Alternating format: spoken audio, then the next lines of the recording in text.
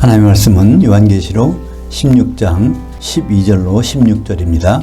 또 여섯째 천사가 자기의 그 대접을 군강 유프라데스에 쏟음에 강물이 말라서 동방에서 오는 그 해의 그 왕들의 길이 예비되었더라. 또 내가 보매 개구리들 같은 새 더러운 영들이 그 용의 입과 그 짐승의 입과 그 거짓 선지자 입에서 나오니 그들은 귀신들의 영들이라. 이적들을 행하여 온 천하의 그 왕들에게 가서 그 하나님의 곧 전능하신 이의 큰 날에 있을 그 전쟁을 위하여 그들을 모으더라. 보라, 내가 도둑같이 오리니 누구든지 깨어 자기 옷을 지켜 벌거벗고 다니지 아니하며 자기의 부끄러움을 보이지 아니한 자는 복이 있도다. 새 영들이 히브리어로 아마겟돈이라 하는 곳으로 그 왕들을 모으더라. 성경 66권의 만능 열쇠 요한계시록 원전 강해 16장 세 번째 시간입니다.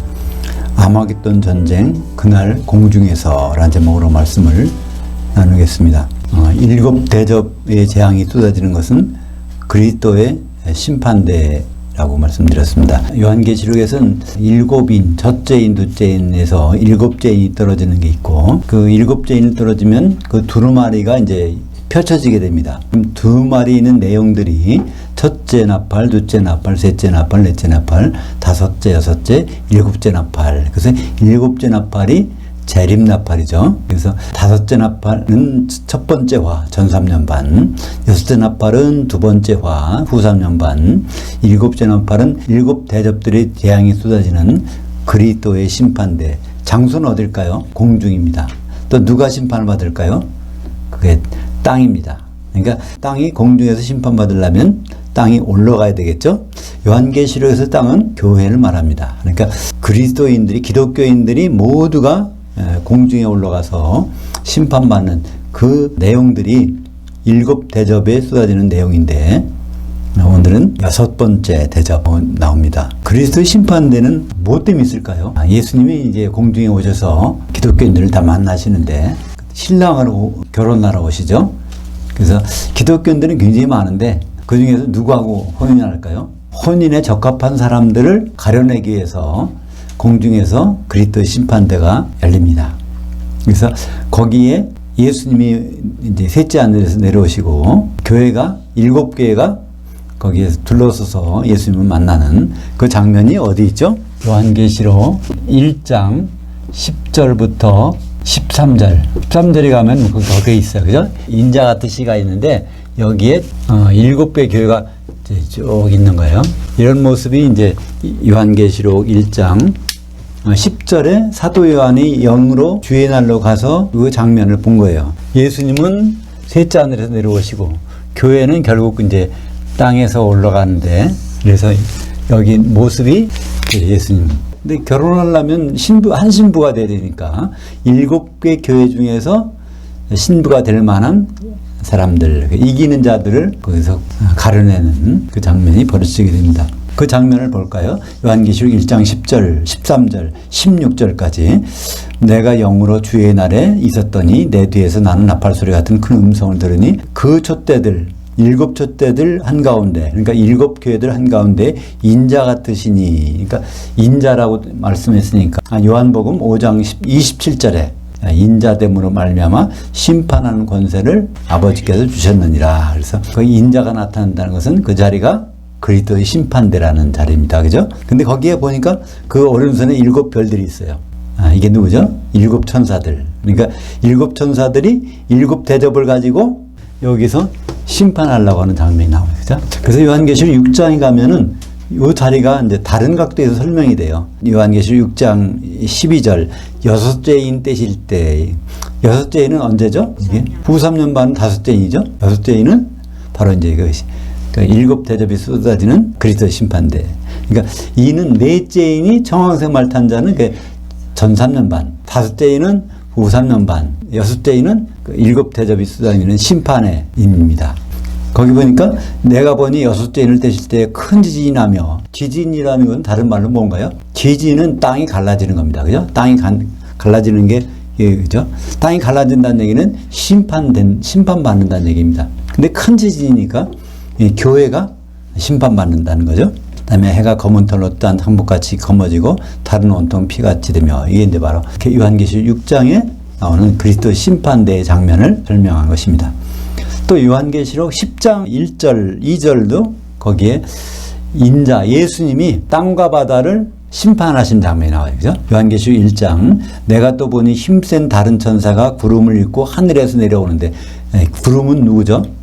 천사들. 그러니까 예수님이 천사들과 마태복음 25장 31절부터 보면 인자가 모든 천사들을 데리고 오신 장면이 나옵니다. 이게 이제 요한계시록 10장 1절에서는 힘센 천사가 구름을 입고 하늘에서 내려오는데 바다를 밟고 땅을 밟고, 원래는 바다 위를 밟고 땅 위를 밟고예요. 위라는 전치사가 있습니다. 그러니까 바다 위와 땅 위는 어디 계신 거죠? 공중에서 결국 이를 심판하는 장면. 요한계시록 11장 18절에도 그리스도 심판대가 나옵니다.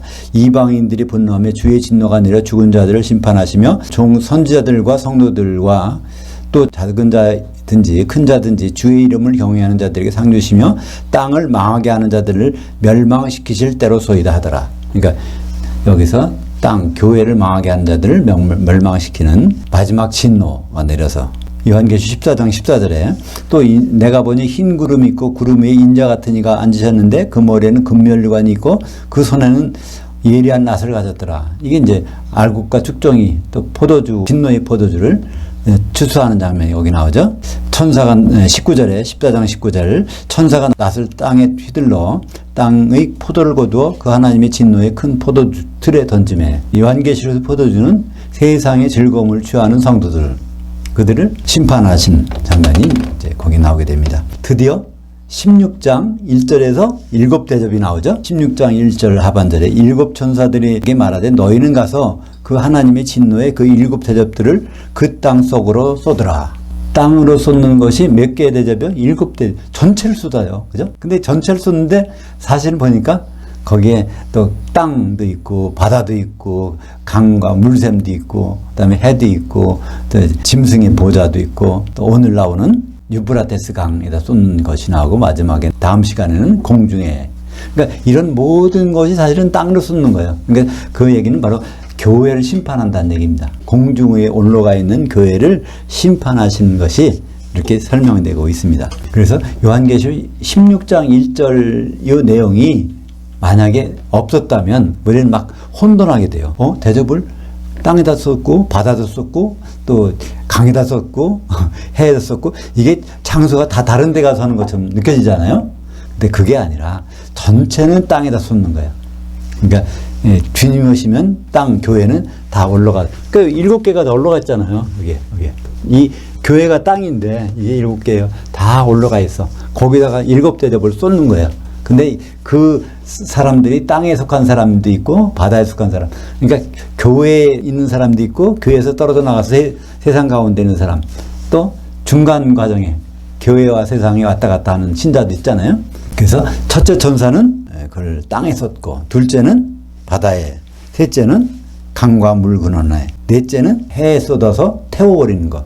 그러니까 이 불에 태우는 심판이 어디서 받는 거죠?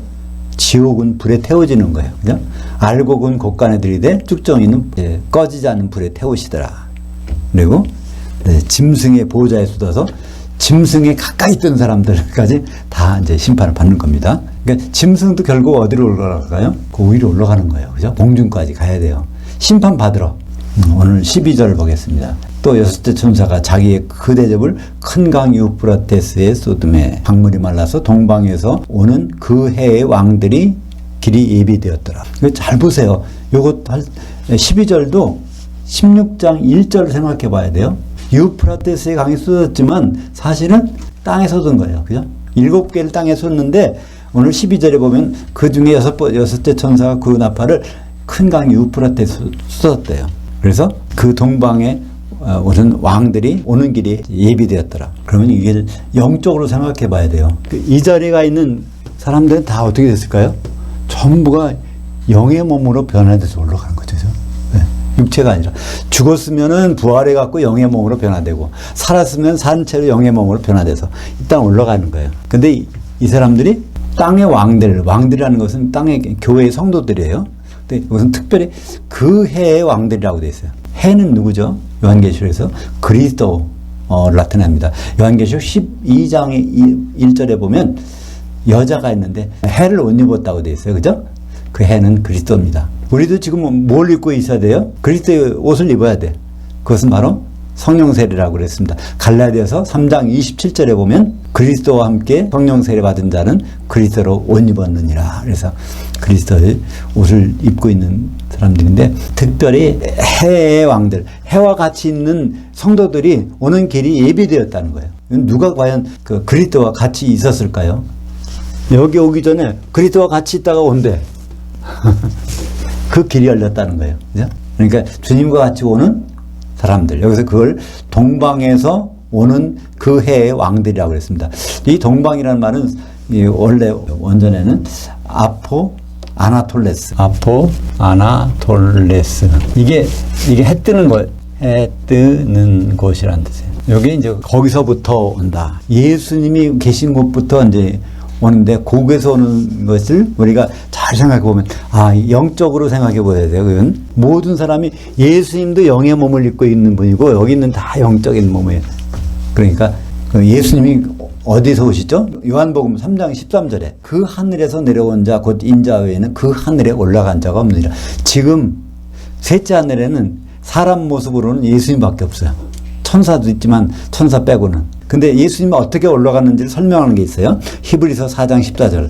그러므로 우리에게 큰 대제사장이 계시니 승천하신 이 곧 하나님의 그 아들 예수시라. 우리가 믿는 도리를 굳게 잡을지어다. 여기에 승천하신이라고 하는 것을 자세히 원전 기록에 보면 디에르코마이라고 되어 있어요. 디에르코마이.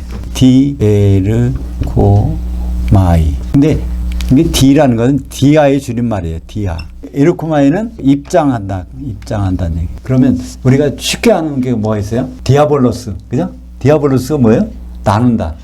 그러니까 디에르코마이는 뚫고 지나갔다는 거예요. 뚫고 입장해. 그러니까 셋째 하늘에 뚫고 입장했어요. 누가? 예수님이. 거기 승천이란 말은 하늘들, 그러니까 하늘들을 디에르코마이 했으니까 하늘들이 뚫고 지나가서 거기에 뭐가 있을까? 셋째 하늘이죠. 하늘 두 개를 뚫고 나간 분이야, 예수님이. 그러니까 예수님은 어디 계세요? 여기는 안 계세요. 우리는 너무 익숙해 있어. 우리가 예수님과 동행한다고 막 찬양하고 있으니까 예수님도 내 옆에 계시지. 안 보이지만 예수님이 내 옆에 계셔. 근데 그건 잘못된 말이에요. 예수님은 우리가 느낄 수 있는 공간에 계시지 않아요. 만약에 그런 경우도 있어. 우리가 꿈에서 예수님을 봤다. 그러면 그게 누굴까요? 예수님의 모습을 한 천사가 활동할 수 있어요. 그죠? 요한계시록에 나오는 것처럼 요한계시록도 예수님이 직접 요한을 만나서 말씀해 준 게 아니에요. 어떻게? 예수님이 자기 천사를 예수님 모습을 해가지고 요한을 보게 해서 다 기록했단 말이에요. 그죠? 그러나 여하튼 예수님은 지금 어디 계신가요? 셋째 하늘에 계십니다. 그거를 어떻게 할 수 있죠? 요한계시록 14장 1절에 또 내가 보니 보라 그 어린 양이 시온산에 섰고 그와 함께 14만 4천이 서 있는데 그들의 이마에는 어린 양의 이름과 그 아버지 이름을 쓴 것이 있더라. 그러니까 14만 4천이 누구와 같이 있어요? 어린 양과 같이 있어요. 그러니까 그것이 시온산이야. 그러니까 셋째 하늘에 있는. 그리고 또 요한계시록 11장 11절에 그 두 증인이 그 연월일시에 한꺼번에 죽었다가 3년 반 후에 벌떡 일어나서 어디로 올라가요? 셋째 하늘. 그러니까 지금 여기 오늘 이 시간부로 여기 셋째 하늘에는 누가 있어요? 예수 그리스도가 없어요. 근데 여기에 전 3년 반이 끝나면 누가 올라갔어요? 빌라델피아 교회가 올라가 있어 또. 그리고 또 이제 그 후 3년 반이 끝난 다음에 누가 거기 있어요? 두 증인. 그러니까 해와 같이 올 사람이 있어요. 그 동방에서 오는 게 준비가 돼 있다는 얘기. 그죠? 그러니까 다시 한번 볼까요? 12절 또 여섯째 천사가 자기의 그 대접을 큰 강 유프라테 쏟음에 강물이 말라서 동방에서 오는 그 해의 왕들이 길이 예비되었더라. 그래서 그 해라는 것은 요한계시록 12장 1절에 그 하늘에 큰 이적이 보이니 그 해를 옷 입은 한 여자가 있는데 바로 이 해는 그리스도를 옷 입는 거니까 그 달은 뭐라고 그랬죠? 해와 달과의 관계. 달은 자기 빛이 아니야. 햇빛을 비춰서 반사하는 거야. 사도들이 말을 하는 거는요, 자기 말이 아니라 예수님 말씀을 사도를 통해서 주시는 거죠. 그러니까 그 발 밑에 기초석이 바로 사도들인 것을 알 수 있습니다. 갈라디아서 3장 27절 같이 볼까요? 누구든지 그리스도 합하기 위하여 세례를 받은 자는 그리스도로 옷 입었느니라. 그래서 그리스도와 함께 동방에서 해와 함께 내려오는 사람인 누군가? 데살로니가전서 3장 13절. 너희 마음을 굳건하게 하시고 우리 주 예수께서 그의 모든 성도들과 함께 강림하실 때에, 그죠? 예수님과 셋째 하늘에서 내려올 때 내려오는 성도들이 있다는 기록이죠? 복음 성경에 보면 여기 예수님밖에는 셋째 하늘에 없다고 그러는데 데살로니가전서 3장 13절. 거기는 예수님이 그 모든 성도들과 같이 오신대요. 그러니까 그 사람들은 누군가 우리는 요한계시록에서 알 수 있다는 얘기죠. 거기다 보면 14만 4천과 빌라델피아 교회와 또 두 증인 교회가 거기에 속한다는 것을 알 수 있습니다. 거기 또 데살로니가전서 4장 14절에도 그 말씀이 있어요. 우리가 예수께서 죽으셨다가 다시 살아나심을 믿을진데 이와 같이 예수로 말미암아 자는 자들도 하나님이 그와 함께 데리고 오시리라. 그러니까 데살로니가전서 4장 보면요, 이걸 좀 조심스럽게 봐야 돼요. 4장 16절은 뭐라고 되어 있어요? 그리스도 안에서 죽은 자들이 일어나고 그다음에 살았던 자도 그 뒤따라서 올라가서 공중에서 이제 예수님 만난다고 되어 있잖아요.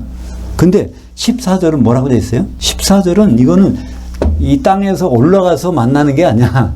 그 예수님께서 데리고 오셔. 그죠? 누가? 예수로 말미암아 자는 자들. 그러니까 이게 구분이 되어 있어요. 데살로니가전서 4장 16절에는 예수 안에서 죽은 자들, 그리스도 안에서 죽은 자들이고, 데살로니가전서 4장 14절은 그리스도로 말미암아 어떤 사정이 있어서 자는 자들 이렇게 표시했어요. 그러니까 두 증인 교회는 좀 다른 사정이 있잖아요.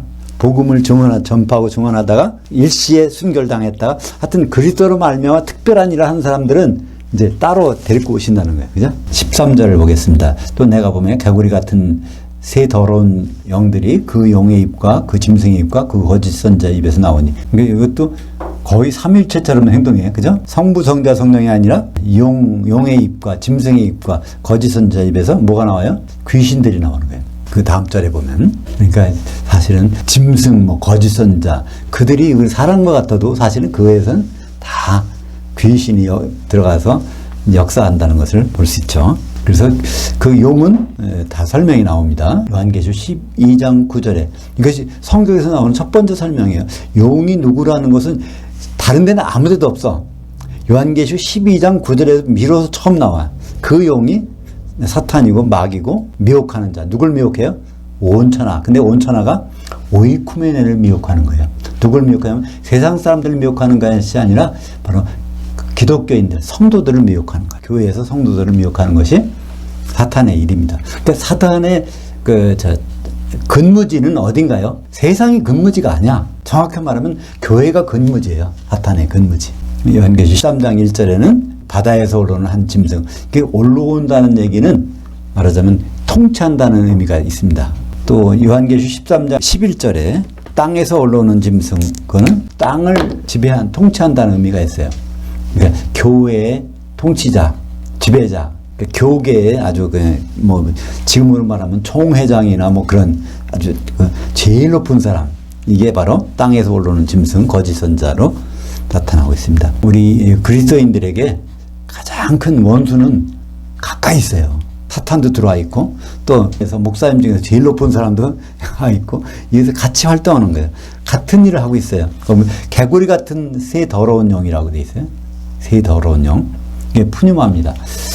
왜 개구리는 뭘까요? 개구리를 다른 말로 뭐라고 하죠? 양서류. 개구리를 양서류라고 그래요. 양서류는 이 서라는 건 서식한다. 양은 두 군데서, 물에서나 땅에서, 양쪽에서. 이게 좋은 뜻일 수도 있고 그렇지 않은 뜻일 수도 있어요. 그러니까 세상과 바다라고 뜻도 있고, 그러니까 다 양쪽에서 다 이게 서식한다는 그런 의미가 이제 개구리인데, 개구리 같은 새 더러운 영이, 그들이 하는 일이 14절이 있습니다. 그들은 귀신들의 영이라 그 이적들을 행하여 온 천하, 이것도 천하가 아니라 거주지, 오이쿠메네, 그러니까 교회입니다. 성도들이 거주지는 교회니까, 이 왕들, 뭘죠? 교회에 있는 성도들. 이거는 주로 타락한 교회겠죠? 그 하나님 곧 전능하시니 큰 날에 있을 그 전쟁을 위하여 그들을 모으더라. 그러니까 그 큰 날에 있을 전쟁이 바로 그리스도의 심판대입니다. 마태복음 13장 41절. 인자가 그 천사들을 보내리니 그들이 그 나라에서 모든 넘어지게 하는 것들과 불법을 행하는 자들을 거두어내어 풀무불에 던져 넣으리니 거기서 울며 이를 갈게 되리라. 그래서 인자 그리스도 심판 때 천사들이 와서 데리고 가서 심판하는데, 근데 사실은 나쁜 천사도 천사는 천사예요. 귀신도 타락한 천사잖아요. 사탄과 같이 3분의 1 천사들이 사탄을 따라서 그 천사들은 이제 귀신들입니다. 15절입니다. 보라, 내가 도둑같이 우리니 누구든지 깨어 자기 옷을 지켜 벌거벗고 다니지 아니하며 자기의 부끄러움을 보이지 않는 자는 복이 있도다. 그러니까 우리는 어찌하든지 그리스도의 옷을 입어야 돼요. 그러니까 성령 세례 가운데 있으면 우리는 안심해요. 지금도 안심이고 그때 가서도 안심해요. 그러니까 성령 세례는 어디에 있다고요? 마태복음 18장 20절에 적어도 두세 사람은 돼야 돼. 그러니까 내 옆에 적어도 두세 사람이 있는가? 항상 그걸 생각해 봐야 돼. 그런 사람이 없다면 이건 내가 벌거벗은 거야. 그래서 우리가 그리스도의 심판대 앞으로 7 대접이 쏟아지는 그 재앙을 볼 텐데, 그때 우리는 과연 어떻게 해야 되는가? 바로 오늘 말씀 16장 15절에 있는 말씀, 도둑같이 온다는 말씀이 어디 있죠? 요한계시록 3장 3절에 사색교회는 어떤 교회예요? 주님을 살아서 보는 교회예요. 그죠? 그러므로 네가 어떻게 받았으며 어떻게 들었는지를 생각하고 지켜 회개하라. 만일 일깨지 아니하면 내가 도둑같이 이르니 어느 때에 네게 이르는지 네가 알지 못하노라. 우리는 뭐만 하면 돼요? 옷을 입든지 또는 뭐가 필요해요? 회개하는 거예요. 회개라는 건 뭐라고 그랬죠? 회개. 이건 메타, 노이아. 메타와 노이아가 합한 말이 회개입니다. 노이아는 생각하는 거예요. 생각. 메타는 원래 뒤라는 방향을 바꾸는 거예요. 정반대로. 지금까지 해왔던 것에서 정반대로 생각하는 것이 바로 메타노이아입니다. 회개라는 것은요, 반성하는 게 아니에요. 또 과거를 돌이켜보는 게 아니라 방향을 바꾸는 거예요. 그러니까 내가 이 세상에서 어떻게 신앙생활 했는지 그것에서 전혀 바꾸라는 거예요. 어떻게 바꾸라는 거예요? 예수님과의 혼인으로 생각하는 거죠. 그게 진정한 회개죠. 요한계시록 3장 18절. 내가 너를 권하노니 내게서 불로 연단한 금을 사서 부유하게 하고 흰옷을 사서 입어 벌거벗은 수치를 보이지 않게 하고 안약을 사서 눈에 발라 보게 하라. 그러니까 교회가 마지막 때가 되면 정말 눈으로 보지만 제대로 못 본다는 얘기예요. 그러니까 안약, 흰옷, 연단한 금, 이것은 바로 내게서 사서 예수님께 있는 것 가지고 하라는 얘기예요. 그죠? 세상에서 그걸 사는 게 아니라. 우리가 심판대에 갈 때는 준비 없이 가면은 절대로 안 됩니다. 그죠? 우리가 무슨 시험을 보든지 준비 없이 간다는 것은 시험을 포기하는 것과 마찬가지잖아요. 아무리 쉬운 시험이라도 적어도 무슨 과목에 대한지는 알아야 돼. 그죠? 수학 시험을 보는지 뭐 국어 시험 보는지 적어도 우리는 그 목표를 알아야 됩니다. 16절 보겠습니다. 새 영들이 히브리어로 아마겟돈이라고 하는 것으로 그 왕들을 모으더라. 그러면 아마겟돈, 오늘 제목이 아마겟돈 전쟁인데 그 전쟁은 어디에서 언제 어디에서 일어날까요? 우리는 그 때를 알아요. 그 때가 주님이 오실 때. 어디? 공중에서. 그러니까 주님은 공중으로 오시니까 거기에서 아마겟돈 전쟁은 거기서 벌어지는 거예요. 이 아마겟돈이란 뜻이요? 아마겟돈. 이게 히브리어에서 온 말입니다. 하르 무기또가 이제 아마겟돈이 된 거예요. 하르라는 것은 산. 히브리어로 산을 하르라고 그래요. 하르. 무기또는 집합. 집합하는 산이야. 그러니까 예수님께로 집합하는 산. 이게 바로 거기서 전쟁이, 바로 거기서 싸움이 바로 아마겟돈 전쟁입니다. 그러니까 이제 예수님과 같이 있는 성도들은 유브라데스 거기다가 이제 대접을 쏟으니까 그 길이 마련돼 있어. 그러니까 예수님과 같이 오는 성도들도 있고 또 더러운 영들이 데리고 오는 그 영도 있어. 그래서 같이 거기서 모인단 말이야. 아마겟돈, 하르 무기또, 아마겟돈. 그러니까 아마겟돈은 이 땅에서 일어나는 거예요. 아닙니다. 어디서 일어나요? 예수님 계신 곳에서, 심판관이 있는 곳에서 그게 일어나잖아요. 그죠? 그래서 스갈에서 14장 4절 볼까요? 그날에 그의 발이 예루살렘 앞 곧 동쪽 감람산에 서실 것이요. 그러니까 예수님이 감람산에 서신대요. 그러니까 사람들은 생각합니다. 감람산, 예루살렘 동쪽에 있잖아. 거기 보면 무덤들이 많이 있어. 그럼 거기로 오시나 봐. 이렇게 생각하는데 이 감람산이 뭘까요? 요한계시록에서 감람류는 기름을 준비한 성도들, 감람나무는 성도들이 있는 교회, 감람산은 그 나무들이 많은 것이니까 모든 나무들이 있는 산, 7교회가 있는 곳이 감람산입니다. 그러니까 감람산은요, 이게 땅에 있는 것이 아니라 바로 주님 있는 곳에, 그 예루살렘, 그러니까 새 예루살렘이 마련될 곳에 그 감람산이 올라가게 됩니다. 그러니까 아마겟돈은 어디서 벌어질까요? 감람산에서 벌어져. 근데 이 땅에 있는 감람산이 아니라 교회, 7교회가 모여 있는 곳에서 벌어지게 됩니다. 그래서 결과는 어떻게 될까요? 요한계시록 25장 46절. 그들은 영벌에, 의인들은 영생에 들어가리라 하시니라. 그래서 거기서 천년 지옥에 가느냐, 천년 동안 예수님과 같이 사느냐가 갈라집니다. 그러니까 이 땅이 갈라지니까 이게 지진 나는 거겠죠? 그래서 스가랴서 14장 4절에 거기서 그 부분이 설명되어 있어요. 다시 한번 볼까요? 그날에 그의 발이 예루살렘 앞 곧 동쪽 감람산에 서실 것이요, 감람산은 그 한가운데가 동서로 갈라져, 동서로 쭉 갈라진다는 거예요. 동서로 갈라지면 어떻게 돼요? 북남이 짜게지는 거죠. 갈라지는 게 큰 지진이 나는 거죠. 땅이 갈라지니까. 근데 그게 뭘까요? 교회가 심판받는 거. 그죠? 어떻게? 장사한 양인지 새끼 염소인지 이게 갈라지는 장면이 거기서 벌어지게 됩니다. 다음 시간에는 7번째 대접, 그게 이제 클라이막스, 공중에 쏟아지는 거예요. 기도하겠습니다. 하나님 아버지 감사합니다. 오늘 6번째 대접을 쏟는 장면을 우리가 목격했습니다. 이우프라테스 강에 6번째 대접이 쏟아져서 해에 속한 사람들이 해와 함께 오게 되는, 그리스도와 같이 성도들이 오는 길이 마련되고, 또 더러운 귀신들이 그들 성도들을 유혹해서 결국은 심판장까지 데리고 가는 그 장면을 우리가 보았습니다. 이 모든 것이 공중에서 이루어질 터인데 그 도착하기까지 미리 우리가 준비할 수 있도록 인도하여 주시옵소서. 예수님 이름으로 기도합니다. 아멘.